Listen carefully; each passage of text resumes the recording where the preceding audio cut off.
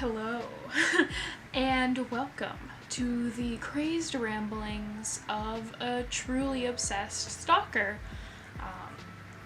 This video was filmed in a fit of passion at 1 a.m. and it shows. As I was filming it last night at like 1 to 2 a.m., I was like, yes, this is great. Oh my god. And then looking back at it, oh, you know what I mean? But I still, as I talk about in the video, I want to pay true tribute, and I feel like this video, filmed in the raw passion of my love for Such a Fun Age by Kiley, Reid, really shows just my true emotions. So I'm just gonna show you what happened last night. Okay, hello. Today I am going to be talking about a book. This is gonna be my first book. It's more of a talk. I mean, it'll be a review too, but more of a discussion than a talk, really. Today, I'll get into it. I want to talk about Such a Fun Age by Kiley, Reid because it's a masterpiece. I feel like an analysis to the depths that I want to go, I cannot find on the internet. So I'm gonna make one and share my crazy ramblings about this book. I read it in one day, and then while I was reading, my memory card was full. So we're opening a new chapter, but while my memory card was full, I just wrote down like my crazy rambling thoughts about this book because I think it's the best thing ever. I read it in one day. I listened to it on audiobook, which I kind of regret. I listened to it on audiobook from the library.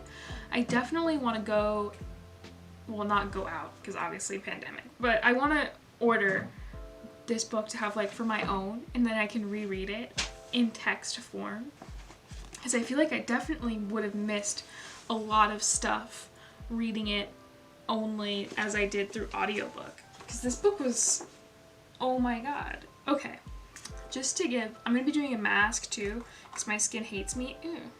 Looks kind of gross, but we'll see. It is currently late, which is why I look like this. It's 1 a.m., but I'm just in a fervent panic about my love for this book. There was supposed to be a book talk discussion, but I'm gonna make my own because it didn't happen. I would have missed it anyway because, okay, I picked up this book originally. I'm not a huge fan. I feel like this book, people are not ascribing it to the extent of how amazing it is. It just seems kind of like people were kind of pitching it at like a hate.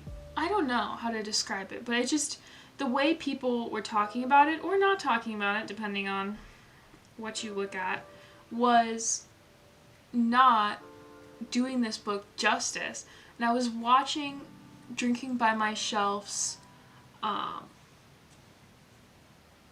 booktubeathon, reading rush vlog, and she read this book, like I'm sure a lot of people did, but she read this book and she was raving about it, and I was like, okay, it's available at the library on audiobook.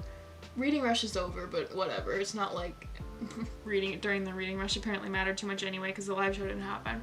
But I'm gonna try it because it's available at the library, and why not? Oh my god. It was amazing. It was amazing. I historically really like satire, and that's what this book is. I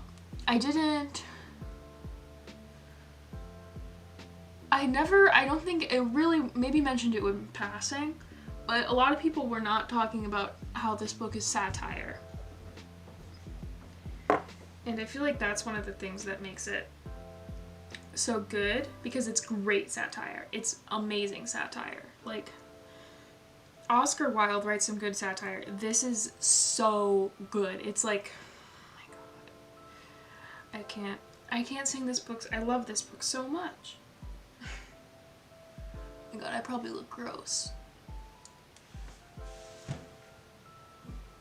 I'm gonna wipe off my hands. I looked at myself in the mirror when I went to wipe off my hands. I don't look as bad as I thought, which is good. Okay, so before I get too far into things, I want to give a quick disclaimer, which I probably should have given earlier, but I'm very scatterbrained right now. I'm scatterbrained in general, but right now especially. It's late at night and I'm excited, which are two things that making coherent thoughts and planning do not go well with. But I recommend that you watch Own Voices reviews of this book by POC maybe, or Black YouTubers in general, or reviewers, or wherever. I am not one of those. So these are just my opinions. If throughout the review maybe I might focus on the white characters a little more, that might be because I'm just generally, I'll phrase it, I'm probably a little more comfortable talking about that because that's my own experience, if that makes sense. I will talk about both. I have points in here about both. But admittedly, I realized this as I was talking about it, most of this is kind of, it's going to be from a white person's perspective of reading this book. So, with that in mind, I'm just going to start with a quick summary. This book, honestly, it's satire. The plot does not mean a terrible bunch. It is really engaging. It kind of has a slight mystery and it has some twists. So it is, I would say, literary fiction, but overall the plot itself is still really interesting, which is amazing because you don't usually see that in literary fiction. It's kind of one or the other. This one has both, which was great. So generally the pitch is there is a Black babysitter who is hired last minute to kind of take away Briar, the daughter of the white rich family, out. And while she's at the grocery store where she takes Briar, because as we find out, Briar is kind of an odd child, we see she is harassed by kind of like a mall cop type person, but for a grocery store. Then this all spirals into a whole bunch of stuff, and it kind of satirizes, I think is that, the kind of opposite end spectrum of racism than what's usually covered. We'll get into what that kind of racism is, but I think it was, I've watched quite a few other reviews, maybe like a handful. This afternoon when I woke up, I went to double check names and I saw that I was horribly mispronouncing mynameismarines' name. I talk about her a lot in the video. I loved her video. I can't say her name though apparently, so I'm obviously a fake fan. I'm really sorry. I'm infinitely embarrassed and I don't think anyone can hate me more than myself at this moment, to be honest. So I'm just explaining away any weird editing you might see because I'm going to try and go back and retroactively fix it, but I don't know what I'm doing at all. So it'll be fairly obvious, so I figured it kind of warranted an explanation, if that makes sense. Also, the irony is not lost on me. I think something that My name is Marines. I'm going to put it on the screen because I don't know if I'm saying that right at all, but she basically said like the journey to wokeness, it's kind of like that kind of racism, and so it covers that and it satirizes that end of the spectrum's relationship with racism, which is really interesting because like I said, I've never heard of another book kind of discussing that. It's the first one I've read that does, and it's fabulous. What can I say? This book balances the writing, fabulous. The message, fabulous. The satire, fabulous. Everything about it is amazing. I don't know. There's nothing wrong with this book in my opinion. All the characters feel like real people, even though they're satirical, which is like a perfect balance. I didn't know that was possible. Because usually when you think satire, you think like over the top, crazy, to the point where it's like not believable. But these characters are still believable to the point where this book is, I feel like, like some people are reading this and not realizing it's satire while they're reading it, because the characters, Kiley Reid is kind of walking this razor thin line between believable and satire, to the point where it's like a perfect blend where it is satire, but they still feel like real people that you can like connect with, and it's great. Oh my god. And so it's just, I think My name is Marines. also mentioned this and I totally agree, but I just really loved her review. I watched quite a few, but hers I think was the best of the ones I watched. So I'll link it down below because I'm going to talk about it a lot. But she talked about how it had a really approachable writing style, which I really think is good. Especially compared to like other literary fiction. It was really easy to understand and it was written in simple language, but I feel like the underlying themes and messages were really complex, but somehow they still came across even with the like language and writing style that was used, which is really cool. So now we're getting into analysis. There's going to be spoilers, but this book is not huge. It has some plot twists that do make it more interesting, but that wasn't what I found to be the most interesting in the book, but that's maybe me. Okay. I think you should read it anyway, if not before this. So, we have my ideas mixed with other people's ideas, just a deep analysis into this book, because I cannot, like I said, can't find one. Where the book talks, they get canceled apparently. The other thing, I read this on audiobook. I don't have a physical copy of the book, not yet, but I don't, sadly. I don't have exact quotes, but I think I'm remembering things pretty well. Anyway, but I just have this mess of ideas. So I'm gonna go to the main idea now, which is, I feel like the main idea of the book is, it talks about this different kind of racism. Almost a journey to wokeness, to use My name is words Marines. again, where throughout the text we see white characters use black people as tools on this kind of journey. So we'll start with Alix, which it's just like like your white, wealthy, privileged, progressive mom type woman, like just dialed up to 9,000. And so Alix, which is an odd spelling of Alex, she is obsessed with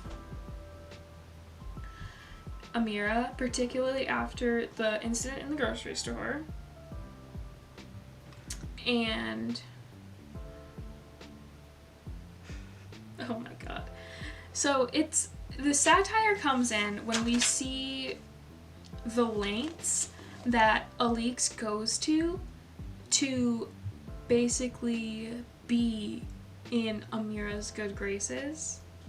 And I think like the one scene that kind of pinnacles it is she is just completely blowing off her deadlines to try and internet stalk Amira, who doesn't even have social media. And then she forgets her baby at home to go and argue with another character about Amira because she doesn't like him and Amira's dating him, Kelly. And it's just, I think the book even says it's like almost a romance. She basically has like a crush on Amira. It's, oh my god. It's just she takes it so far where it's almost like you see this contrast between the white characters and the Black people of color characters because it's Josepha. But you see their problems and what they're worrying about versus what the white characters are worrying about.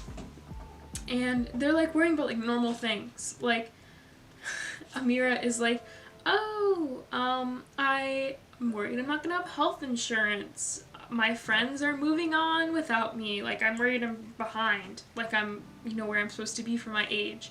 And, like, things about success. And then even though Alix has all of these, like, other responsibilities, like the fact that her publisher is like, you might lose your contract if you don't write your book, your child is at home alone, all she is concerned about and she's obsessed with is what Amira thinks of her. And I can say I've even felt this to a lesser degree because obviously it's satire, but I've even felt this way, like when you first meet a person of color, it's particularly for me, like a first impression you're doing them, and like I don't want them to think I'm racist, you know what I mean? So my actions are filtered by that sentiment. And this book takes that obviously to an extreme because we see Alix just all she thinks about. We also see what I kind of noticed the most while I was reading this book is the extreme just objectification of Amira. They almost, I think in my own words, as I was reading it, I felt like they were like treating her like a pet. And especially Kiley, we see him trying to explain racism, something Amira should obviously be an expert on over him. We see him trying to kind of like explain racism to her, if that makes sense. Telling her how she should feel about what happened in the market depot and so on and so forth, how she should feel about, what happens to her racism wise, how she should feel about Alix, all that stuff. And it's just, you see Alix use her and Tamara, her black friend, Alix's black friend, use them kind of both as lead to this. My name is mynameismarines. So kind of as objects / tools to be used on their journey to wokeness, if that makes sense.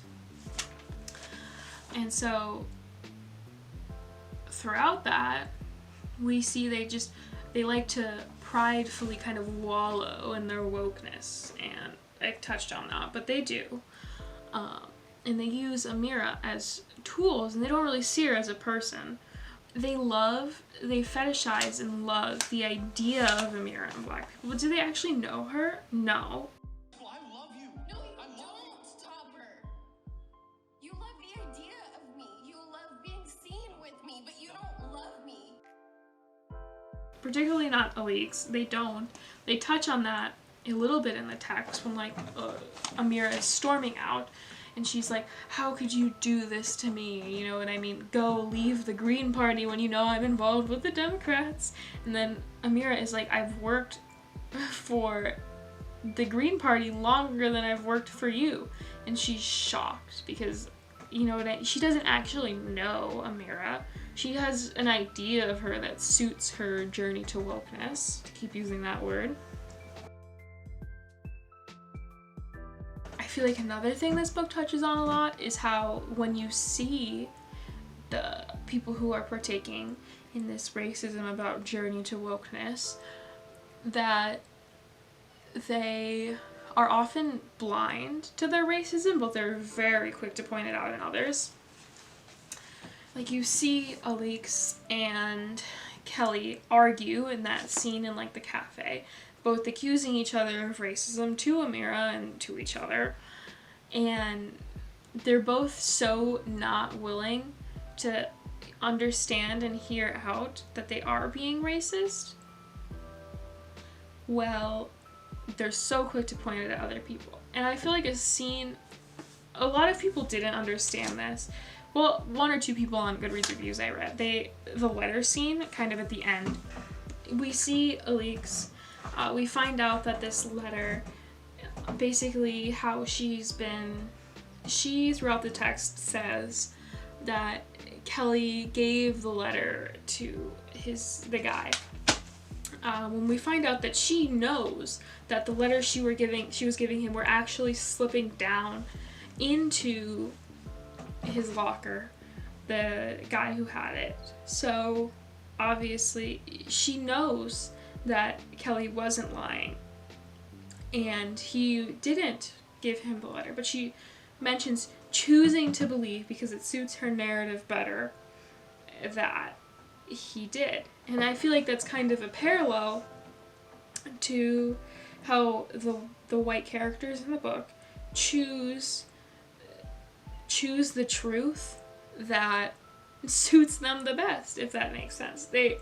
They know, people have told them they're being racist, but they choose to ignore it because it suits their lives better to feel that they are anti-racist and that kind of thing. So I feel like that's kind of what the letter was supposed to mean. It was supposed to show, in a way, that these white characters and white people in general, when they're called out, it represents like how we're so close-minded, and even when we're presented with the facts, we still choose to kind of operate how we were before and in the way that suits us, if that makes sense. So yeah, basically they're being used as a tool. I'm worried I'm Fahrenheit 451 in this book, but I'm having too great of a time, so I'm gonna keep going.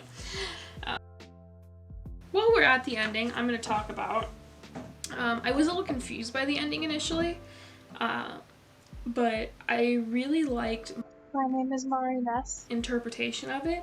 So basically, in the text, we see that basically everyone has kind of gone on with the behavior they were doing before.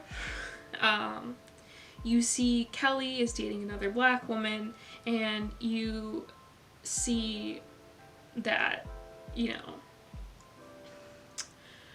Alix is still kind of playing this role of like perfect mother, progressive mother, that kind of thing.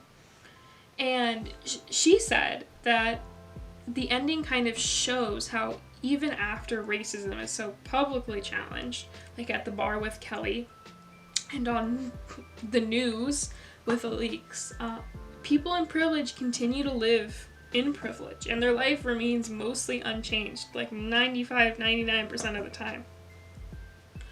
That kind of continues on with like Alix choosing the narrative that this is what she's going to choose to believe, even though her racism has been challenged, or her perception of Kelly has been challenged. That was her idea. I was like, yes, that's exactly, I see what you mean. To jump back to the beginning, the grocery store scene that everyone mentions in the synopsis, I feel like, honestly, we were kind of setting the stage for this idea of commenting on this kind of different form of racism. Because we see there's Amira in the middle with Briar, and then we have the two very obvious racists. We have the woman with who thinks that Amira is kidnapping Briar and the mall cop. And then we also have Kelly, who is filming Amira without her consent because he sees that this racism is happening to her, and she is obviously uncomfortable with him filming her with the way she covers her face, but he continues to do it and tells her what's best. So I feel like those are the three parties involved with this, the two if you cut out Amira. One of them is obviously racist, and I feel like the inclusion of Kelly in this scene is also kind of meant to show that this behavior of almost like the over-explaining of racism to black people by white people is also racist, and how this group of people, the progressive white woke people, are also racist, just in a different way than this group of Karens, to use the word everyone is using now, but them. I feel like that it kind of draws a connection between those two groups in the grocery store scene, which is arguably like a pivotal scene of the book. It's what kicks off this whole thing. And this is going to be an easier one to explain. Briar. I feel Briar possibly represents kind of like this idea that racism, and this kind of racism, is learned. She's really curious. She asks a lot of questions, which I think in the book, okay, it is stressed throughout the text that Briar is like an overly curious child. She asks a lot of questions throughout the text, people, that kind of thing. Also, we see Briar is one of, I think maybe only, the only white character in the book to have a normal relationship with black characters. She's one of the only characters that I feel like Kiley Reid doesn't add, like, satirize her relationship to black characters. It's a normal one. I feel like it's implying that racism is learned, and that's Briar's role in the story is that kind of symbolism of youth pre-institutionalized racism, if that makes sense. The other thing I found interesting is I feel like there was almost, now we're getting into territory that has less to do with white racism and it just has to do with being black. So I'm just giving you a fair warning. But I thought it was interesting. I feel like there was almost kind of something being said about Tamra versus Amira. So we have Tamra, who I feel like is obviously I feel like she's a satirization, so just kind of a white acceptable black person just dialed up to 9,000. So she's like a school principal. She has these, like, notably, as Elise calls them, like, ridiculously well-behaved children who, like, speak fluent French and, like, call her Mimi. And I think there's one scene where she pulls Amira into the kitchen to talk to her. And Amira comments that usually white people force black women into this position of, like, pulling her off to talk to her about something or, like, putting them together in a party, but she comments that Tamara has seemed to have done this herself by her own free will. And I feel like that's kind of implying that Tamara has adopted this role. We see Tamra, it's almost like she's kind of just internalized and adopted the role that white people deem acceptable and try and force black people into. I think that's all I got.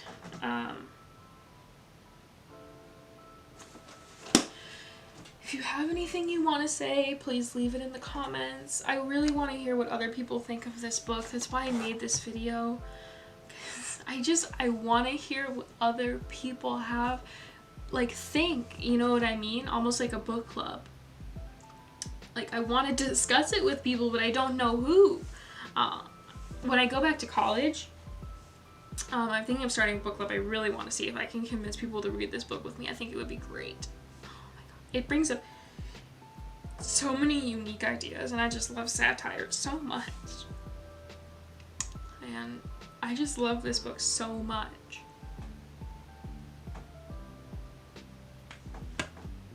Wow. But feel free to say what you want in the comments, share your opinions. You can tell me I'm wrong, you can tell me I'm racist. Say what you want. I would rather you not be mean, but I'll take it. Yeah. watch and read some own voices reviews of this book. This is just my book talk analysis of it because I think it's one of the it's maybe the most interesting book and the book that's made me think the most that I've read this year, and it's just amazing. I'm so excited about it, and I just want to talk about it, and I can't find any videos online of people who are excited and want to talk about this book as much as I do and go into as much detail into it as I do, and I just love it so much. So I think the next video I'm gonna upload will not be like this. It'll probably be, I think like a July wrap up. May, is the month after this one? It's June. No, it's July. July wrap up, August TBR. So that should be fun. Yeah.